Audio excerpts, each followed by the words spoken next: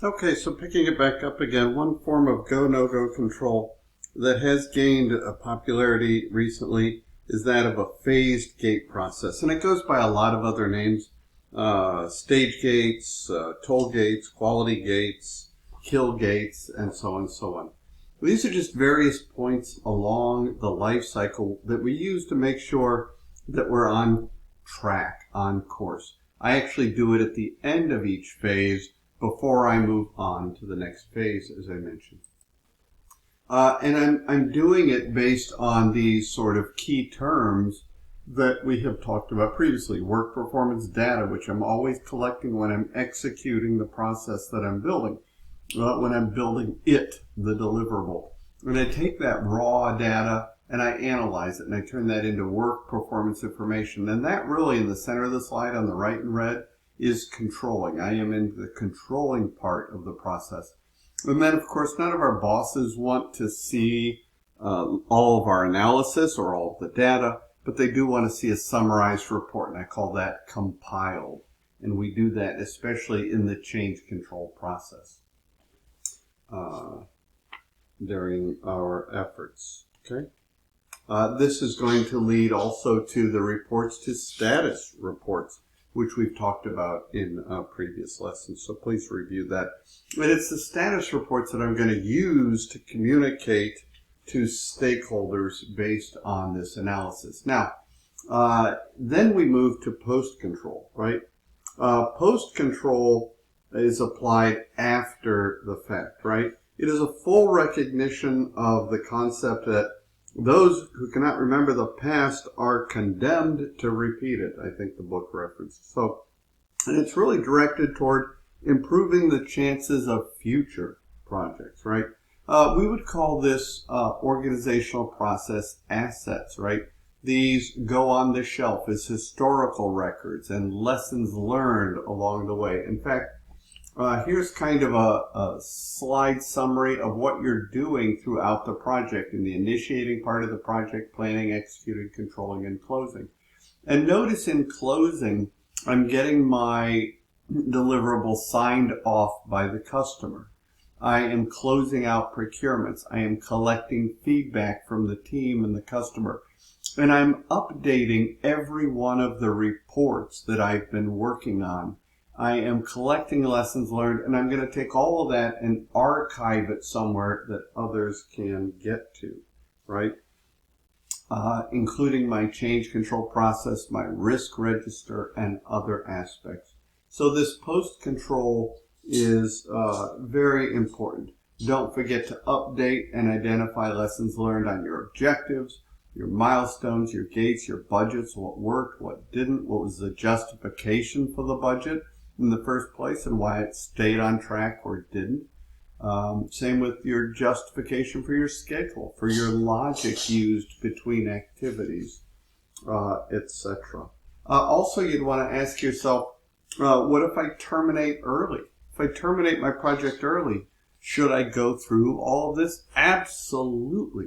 There are historical records that need to be updated because those contribute lessons learned to future projects of a similar nature, right? So even if you terminate the project early, you want to make sure that you close it out accordingly. Now, the book then turns to the design of control systems. And so it offers that irrespective of the type of control, there are some important questions to be answered. Who's going to set the standard? Will they achieve the product goals? Et cetera, et cetera.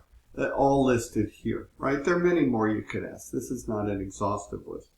And they will talk about the various scope, schedule, cost as a primary focus again, though I wouldn't just limit it to that.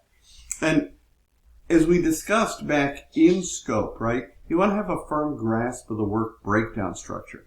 Going back there for just a minute, right, we have to have a solid understanding of the difference between the key outputs of the processes that we are developing, right?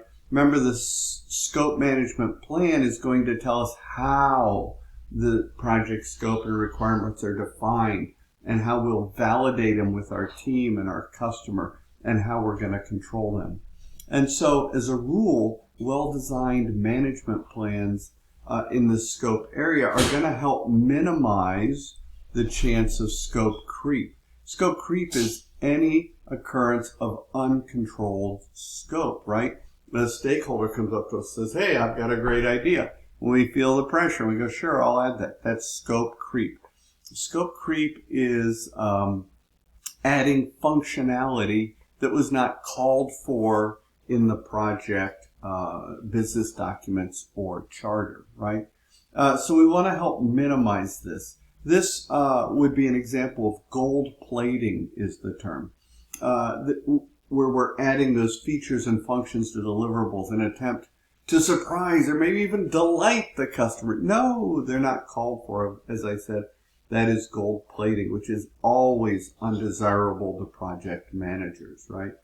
And so you'll use those processes in the work breakdown structure to try and keep that in control. At the end, you may also have scope gap and scope creep. Scope gap is where you started out on a project before you identified all the requirements. Scope creep, like I said, was adding requirements or functionality that wasn't called for. And then there can be scope change, right, where you're not controlling the change process. So scope creep, scope gap, and scope change are all lead to unpredictable events, and they add risk to our project, which is that uncertainty that we're going to finish on time, on cost, and on scope, right? It's a big risk to the project. So we want to be careful of that.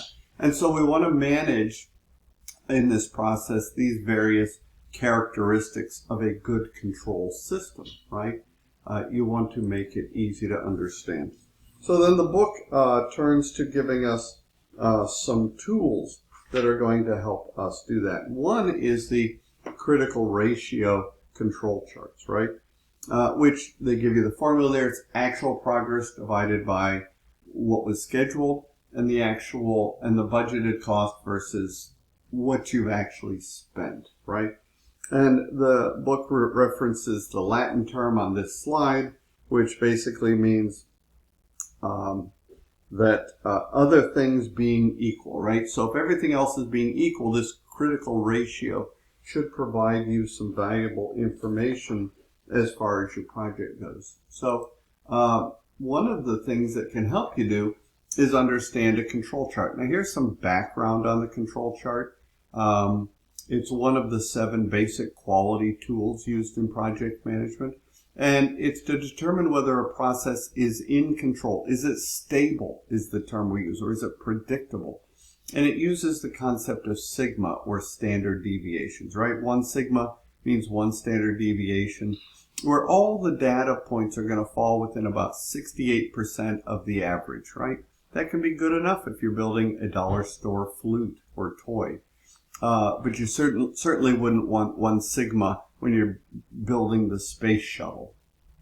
And then I have some terms that I define for the control chart. What the mean is, that just means the average. That's the dotted line across the center. There's standard deviation, which is a measure of the range, right? How far from that dotted line or that average. The customer can set specification limits. And I can define upper or lower control limits through data or by my own analysis. We want to be aware of the rule of 7, which I'll talk about in the next slide. And if something's wrong, we want to assign, if it's out of control, we want to assign a cause code. Now here's what a control chart really looks like. If something goes outside of my upper or lower control limits, that is considered out of control. I want to assign a cause code. Otherwise, anything between my upper and lower control limits, almost anything, is considered normal natural variation. Variation happens in life. When an airplane flies across the sky, it feels on autopilot, it feels like it's flying level, but it's not really. It's really porpoising across the sky. But the control limits are set so narrowly that you don't feel it. You feel it at the end of the day. You know why? You're tired when you get home. That's part of the reason. Now, whenever you're within the upper and lower control limits, That normally that's considered normal variation, and it's generally very good. There's only one exception to that, and that's called the rule of 7. That's if the data points don't continue to change up and down within that normal variation. If they all end up on one side of the mean or the other, or they just continue in one direction without going up and down, back and forth across the mean, that's a rule of 7. It's a heuristic. A heuristic means basically it's a rule of thumb, right? And that would be a reason for cause. You know why? Because control charts are meant to show natural variation. And at that point, there's no natural variation. And it's actually changing the mean. Here's some more about the sigma. And I just define 1, 2, 3, and 6 sigma, what that really means. So, for example, 3 sigma means that over 99% of your data points are going to fall within the mean, which means that you should anticipate about 2,700 errors out of every 1 million checks. And usually it's measured based on DPMO, defects per million opportunities. Okay, moving then to benchmarks. So another addition to this arsenal of project control is benchmarking, or making comparisons to best-in-class practices, which I made a career off of in the Air Force, right? Here's a little bit more about change control and scope creep. You'll find that on page 442 of the book. We've already discussed that, I think, at length well enough.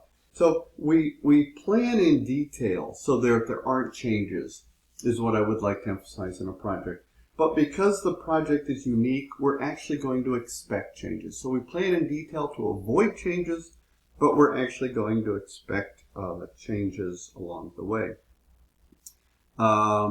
Ways that we can avoid some of this is to have a better charter, better requirements collection or elicitation process, better communications, a positive validate scope process with the project team and the customer. All of that are going to contribute to positive aspects and better control in your project, right?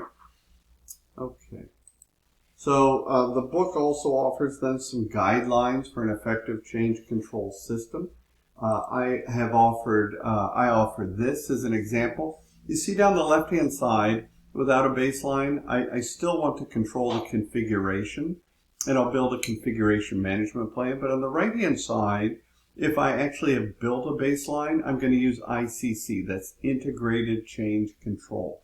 And so I'm going to merge my baseline configurations with my other baselines like scope, schedule, and cost. If there is an error or a gap, I'm going to hold in red an Integrated Change Control Board, which is a panel. That's the CCB, the Change Control Board. It's using the Change Control System, that's CCS. So I have built a change control system in advance. I will call it Integrated Change Control. Part of it will have a Change Control Board.